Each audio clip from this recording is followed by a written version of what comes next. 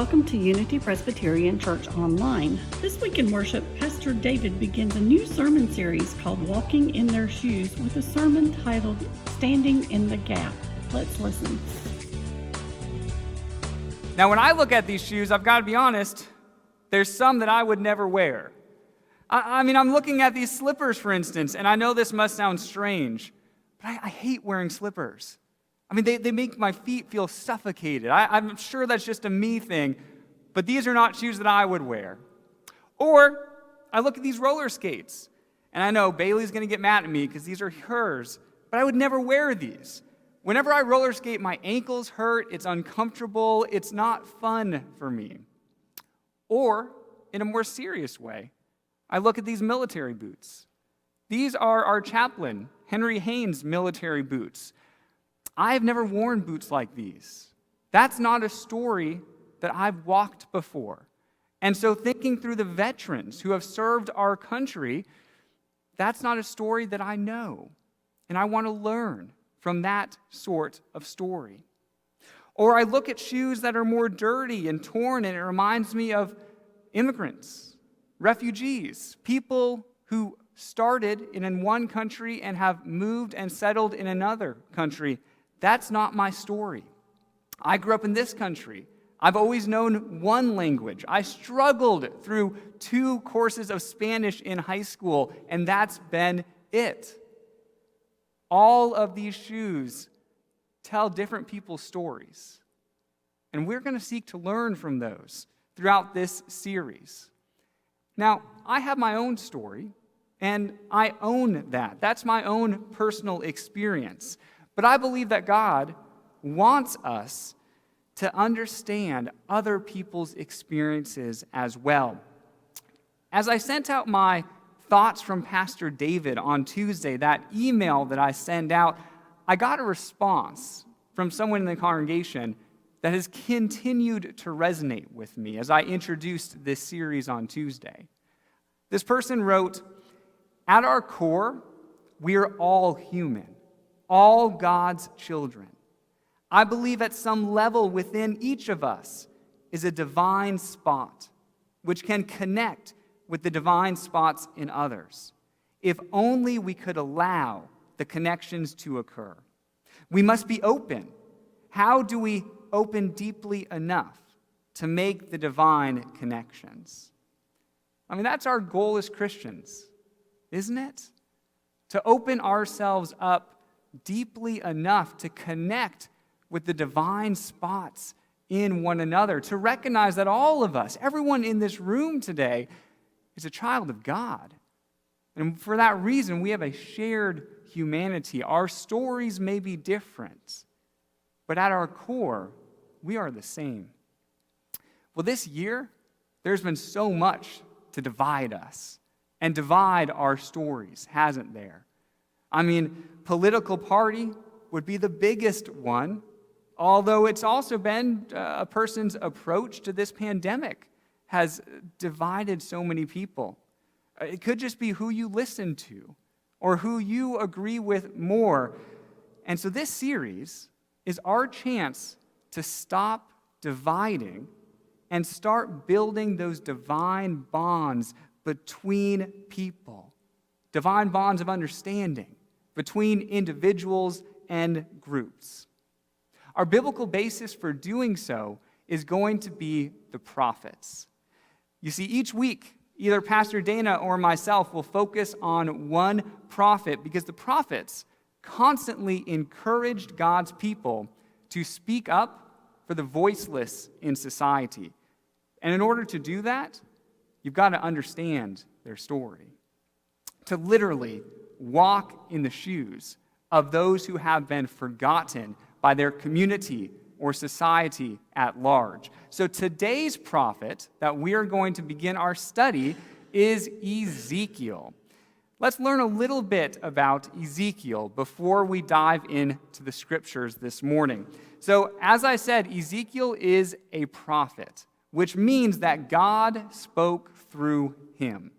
That's what it means to be a prophet, that God chose Ezekiel as a mouthpiece, and God was going to speak through his life. There's a common misperception with prophets that we see the prophets in the Bible and we think, oh, they're the ones who predict the future. They're almost like fortune tellers. And that's actually not their primary purpose. Sure, from time to time, God tells them what's going to happen, and they share that with everybody else. But that wasn't primarily how God used the prophets. No, primarily, God used the prophets to share about how the world currently was, and then to reveal how God wanted it to be. They often would say, hey, this is what's wrong with this current situation, and then this is how God wants to fix it. This is God's solution. So Ezekiel is a prophet. God is speaking through him. He is 30 years old. So think back to when you were 30 years old, and then imagine walk in the shoes of Ezekiel and what his life might have looked like when he decided to become a prophet. In Jerusalem, you could be commissioned by the temple at the age of 30 to be a prophet. And that is what happened with Ezekiel. Unfortunately, very shortly after this, he was deported to Babylon. Yes, the Babylonians came in and conquered Jerusalem. And they took a large group of people and then deported them back to Babylon. And Ezekiel was one of those people. Ezekiel was happily married, but then unfortunately widowed. Yeah, he speaks in the book of Ezekiel about how deeply he loves his wife. And unfortunately, she was killed during that siege of Jerusalem. So this is a little bit about Ezekiel and the type of shoes that he may have walked in, the type of story that he is telling. So this message then, this message that Ezekiel is going to share is a message that he sends from Babylon back to Jerusalem about who they need to be at that moment in history. Now, what you're going to find out is that the leaders in Jerusalem were setting a horrible example. Yes, they were embezzling from one another. The people in power were using their power to benefit themselves and not others. And so it's into this context that God says, this is what's going wrong, and this is where we need to fix it. In many ways, the leaders of Jerusalem were not walking in anybody else's shoes. They were focused just on how comfortable their own pair was. And so Ezekiel is going to give them a stark reminder of what is required of them to represent God on earth. Now, we're going to begin this section in Ezekiel chapter 22, the first couple of verses, and you're going to see that Jerusalem, the people of Jerusalem, were accused of doing a lot of horrible things, and we're not going to really identify with all of those. But the prophets, although harsh, the prophets are an opportunity for us to also do sometimes the uncomfortable work of looking inward, say, well, where am I not stepping up to represent God? I mean, where do I see myself in a little bit of this situation? And so I encourage you, even with the harsh language, to seek to ask those probing questions. All right, here's how his message begins. Ezekiel chapter 22, verse 1. Now this message came to me from the Lord. Son of man, are you ready to judge Jerusalem? Are you ready to judge this city of murderers? Publicly denounce her detestable sins and give her this message from the sovereign Lord. O city of murderers, doomed and damned, city of idols, filthy and foul, you are guilty because of the blood you have shed. All right, once again, put yourself in Ezekiel's shoes here.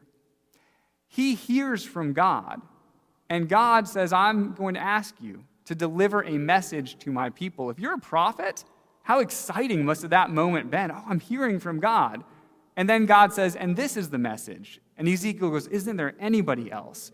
That is not a message that I want to deliver to Jerusalem. My goodness, because God does not hold back in his critique over where they are falling short.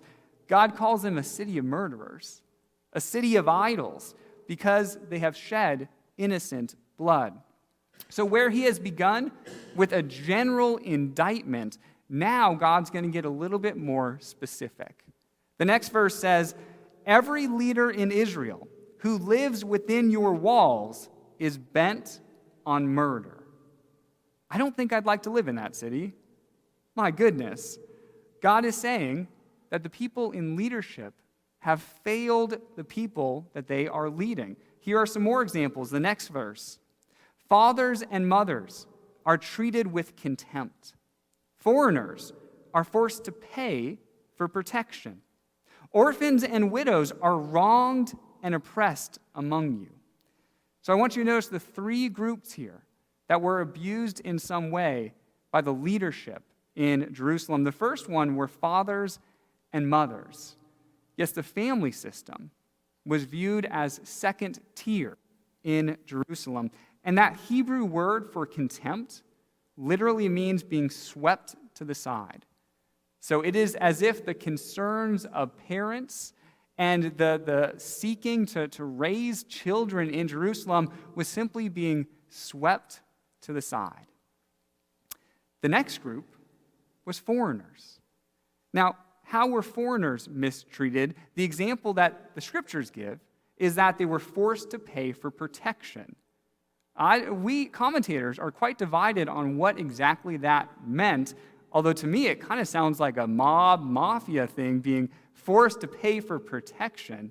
But what we do know is that foreigners, the biblical term for people who lived outside of Jerusalem but had to travel to Jerusalem, were often exploited during this time in Jerusalem's history.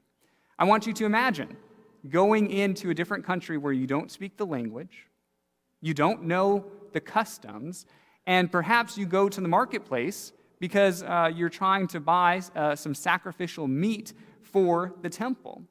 Well, if the person realizes, oh, you don't speak my language, well, then a disingenuous person could charge double or somehow exploit that opportunity. Yeah, we know that many foreigners either traveled to Jerusalem to worship or had to flee because of some other war that was going on in the area. And what God's saying is that when they get there, to the city that's supposed to represent God, well, they're being exploited. And then that third group that is highlighted is orphans and widows. That group represents the most vulnerable in society. I mean, these are the people who are most likely to be voiceless, where no one in leadership was willing to step up and represent their interests. Who would that be in our city today, in the Charlotte area today? Would it be the poor, or those who are living in most extreme poverty, or those who are from more underrepresented communities in our area? Would it be immigrants and refugees? In Jerusalem, these groups were wronged and oppressed because they had no one to stand up for them. They had no one to advocate on their behalf. One commentator says, the social disintegration within Jerusalem was reflected first and foremost in the manner in which power was exercised. Yes, power was exercised in a way to support those in power, but abused everybody else.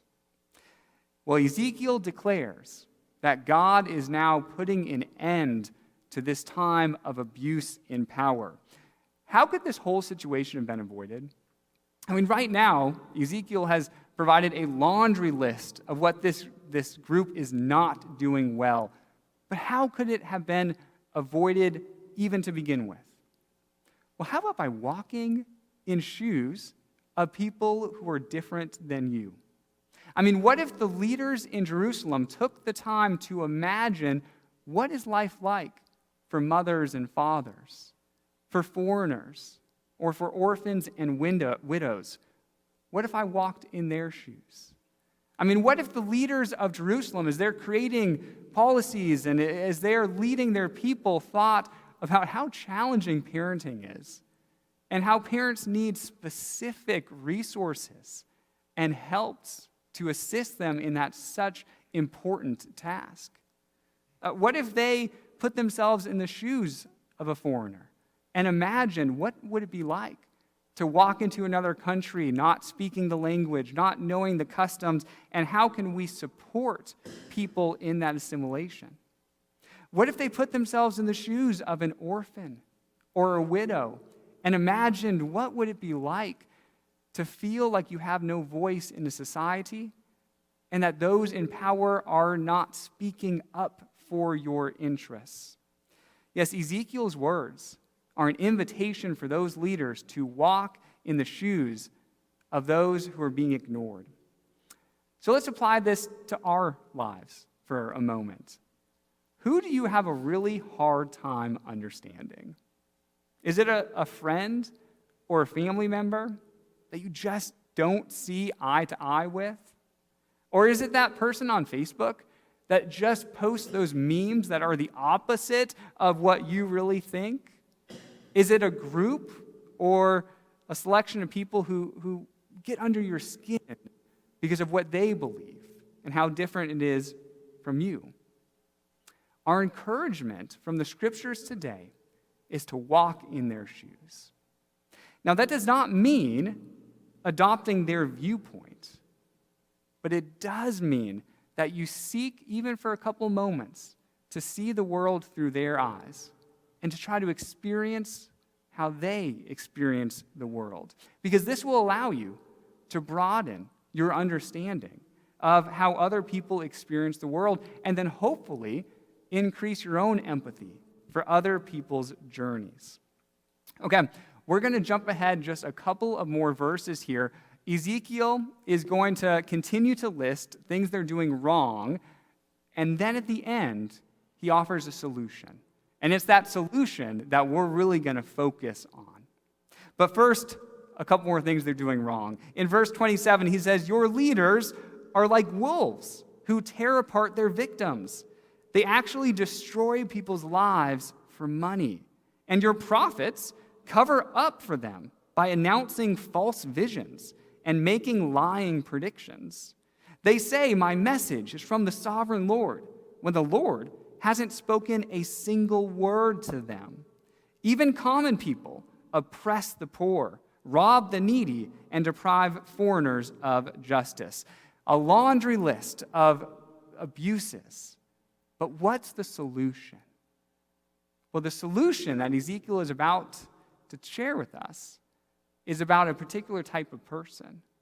And it's that particular type of person doing a particular thing that makes a difference. And spoiler alert, you and I can be like this particular type of person as well. So here's the solution. Ezekiel goes on, he says, "I looked for someone who might rebuild the wall of righteousness that guards the lands. I searched for someone to stand in the gap in the wall so I wouldn't have to destroy the land, but I found no one." Okay, so historically, the city of Jerusalem had large exterior walls to protect it from outside attackers or foreign invasion. But Ezekiel is not talking about the physical wall around Jerusalem. No, Ezekiel is talking about the metaphorical wall that he calls the wall of righteousness. Yes, what Ezekiel is saying is that the wall of righteousness that's supposed to be surrounding this city has fallen into disrepair. It's got holes in it. It's got sections that are crumbling. It's not going to keep anybody out. I've got a picture I want to show you of a historical, physical wall. And this sort of wall is meant to keep people out, keep people safe, and you can tell it's crumbling. It's falling into disrepair. That sort of wall would not help anybody. And so what is the solution if this was the wall protecting your city? The solution, Ezekiel says, is to find someone to stand in the gap. You see, if there are outside attackers and there are walls in, or there are holes in your wall, then the attackers will just use those holes to penetrate into the city, but not if someone physically goes and stands in the gap. If they stand in the gap in those holes, then it's like the wall is complete and nobody is getting through you to invade the city. So that would be the physical, historical way that someone could stand in the gap and defend a city. But if we're not talking about a real wall, if we're talking about a metaphorical wall, a wall of righteousness, then how does someone stand in the gap if the walls of righteousness are crumbling? Well, personally, I believe that this is a person who can understand that, okay, there's different groups of people who simply do not understand one another. It's like there's one group of people outside the city and another group of people inside the city, and they just keep lobbing attacks at one another. And a person who can stand in the gap is a person who can stand in between two groups of people and seek common understanding, seek solutions, instead of simply lobbing attacks at one another. Yes, standing in the gap means putting yourself out there to work towards a solution. Now, if that's the definition of standing in the gap, then we need to realize standing in the gap requires accepting some risk if you're going to do that, doesn't it? Because you put yourself out there. You choose to stand out. You're not simply hanging in the background any longer. And there's risk in standing out, isn't there? I mean, when you stand out, you open yourself up to ridicule or critique in some way. But with risk, there's also opportunity. Opportunity for real, lasting change. Standing in the gap requires a willingness to step forward and fix a problem even at risk to your own reputation. So in our world today, what issues do you see that require people to come forward and stand in the gap? What groups of people are underrepresented or are not having their voices heard? Stand in the gap. Where can you uniquely bridge the divide between either two individuals or two groups of people? Stand in the gap. What person do you know in your specific community that is being overlooked? Stand in the gap. And where is God asking you to get involved in something meaningful, even at personal risk to yourself? Stand in the gap. The sad part of this historical story is that God couldn't find anyone in Jerusalem who is willing to expose themselves and their reputation to stand in the gap of the wall of righteousness. But I'm confident that that's not going to be a problem for the people of Unity Presbyterian Church, because as we explore these stories and as we put ourselves in other people's shoes, there will be opportunities to come forward and to stand in the gap of understanding. And I believe that we can do it. Amen. If you would like more information about Unity Presbyterian Church, please visit our website at www.unitypres.org or visit us on Facebook. This is the Unity Presbyterian Church podcast. Have a great week.